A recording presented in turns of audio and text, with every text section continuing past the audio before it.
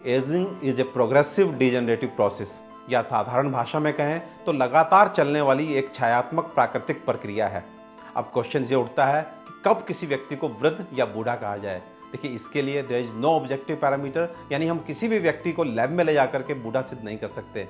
जब कोई व्यक्ति शारीरिक रूप से क्षीण हो जाता है, यानी कि कमज़ोर हो जाता है, उसकी मांसपेशियां कमज़ोर पड़ जाती हैं, उसकी हड्डियां कमज़ोर पड़ जाती हैं, उसके जोड़ों में दर्द रहना शुरू हो जाता है, उसको आंखों से दिखाई कम देने लगता है, उसको कानों से कम सुनाई देने लगता है, तो वो अपने आप ही, उसकी सेक्सुअल पावर कम हो जाती है, तो वह अपने आप ही अपने को बूढ़ा डिक्लेयर कर देता है। अब क्वेश्चन ये उठता है कि क्या कोई ऐसा विधान है, कोई ऐसी चिकित्सा है जिससे इस एजिंग प्रोसेस को हम स्लो कर सकें? तो इसका जवाब है यस।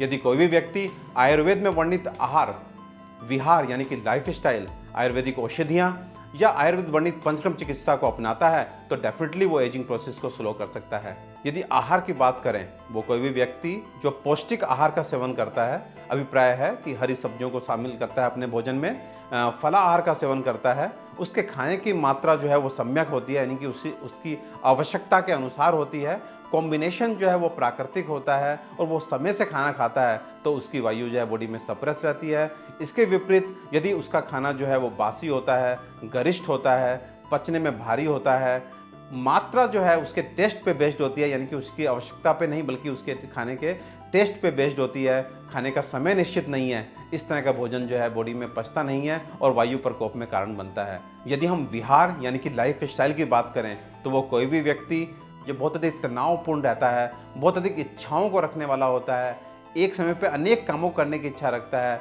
और धैर्य विहीन होता है, यानी उसको अपने कार्य का फल तुरंत चाहिए, तो वो दुख का भागी बनता है और इस तरह का दुख देने वाला प्रोसेस जो है वो बॉडी में वायु को बढ़ा देता है। यानी स्पष्ट है, वो कोई भी प्रोसेस जो बॉडी में वायु को बढ़ाए वो एजिंग प्रोसेस को फास्ट कर देता है। इसके विपरीत वो कोई भी सुख वाला कार्य जो बॉडी में वायु को सप्रेस करता है वो बॉडी में एजिंग फिनोमेनन को स्लो कर देता है। हमारी बॉडी जो है उसके दो कंपोनेंट होते हैं। पहला कंपोनेंट फिजिकल कंपोनेंट है, जबकि दूसरा कंपोनेंट मेंटल या नर्वस कंपोनेंट है। हमारे आयुर्वेद शास्त्र में फिजिकल कंपोनेंट को ताकत देने के लिए, शक्ति देने के लिए अश्वगंधा, शिलाजीत, च्यवनप्राश इत्यादि अनेकों रसायन औषधियों का विधान है, जिनका सेवन करके हम अपने शरीर की धातुएं जैसे रस, रक्त, मांस, मेद, अस्थि, मज्जा एवं शुक्र को पोषित कर सकते हैं। साथ ही साथ मेंटल यानी कि नर्वस कंपोनेंट को पोषित करने के लिए हमारे पास ब्राह्मी, शंखपुष्पी, वचा, यष्टि मधु इत्यादि मेध्य रसायन जो है उनका विधान है। इनका हम सेवन करते हैं तो हमारा नर्वस कंपोनेंट जो है वो बहुत ही सशक्त हो जाता है, यानी कि पोषित हो जाता है। अगर किसी भी कारण से व्यक्ति आहार या विहार की गड़बड़ी से वायु को प्रकोपित अगर कर लेता है तो भी यह कंपोनेंट इतने मजबूत होते हैं कि इनका ब्रेकडाउन जो है वो संभव नहीं है।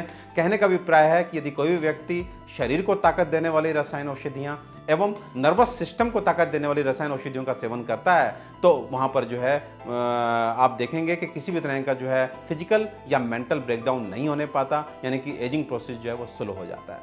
यदि पंचकर्म चिकित्सा की बात करें तो जैसे मैंने पहले बोला है कि वायु को एजिंग प्रोसेस में प्रधान कारण माना गया है। पंचकर्म चिकित्सा में वर्णित पूर्वकर्म यानी अभ्यंग इत्यादि, मेरा मतलब मसाज से है, को अगर हम देखें तो ये वायु शामक होती हैं।